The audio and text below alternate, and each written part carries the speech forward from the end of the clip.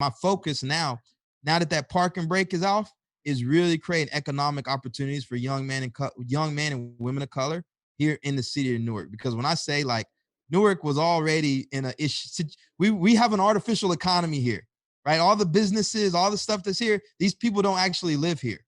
So once the pandemic hit, all that money start leaving the city, and they're just stuck, and all these offices, the Prudentials and the Panasonics and the Audible, that they don't live in the city, so none of that money is circulating in the city, and so we find ourselves in a really, really challenging economic situation here moving forward. And I feel like this is the time for Ironbound, because one of the things that I pride myself is being able to leverage human capital to come into a place like Newark to support, and that's the biggest thing we do. Like, it's not necessarily the money, but it's just giving a kid a connection. Like one of my thrivers here, I just had lunch with him today, took him out to lunch here downtown Newark. When he started, right, he's a 22-year-old young man named Manny, and he does graphic photography for brands, whatever. He'd be lucky if he finished with $1,000 a year.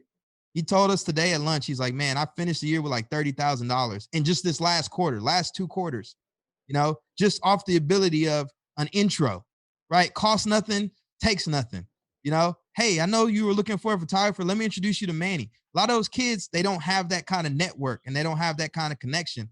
And so going back to my Lift as We Climb, I'm really focused also on bridging that gap, because I got free workspace all across the city of Newark.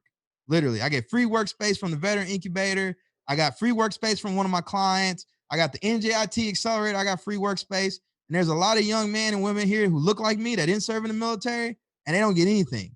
And so my focus is on bridging that gap and leveraging, again, the human capital from my network and my experience to give back, going back to that mantra, Lift as We Climb, and just really being a platform here in the city of Newark of hope and inspiration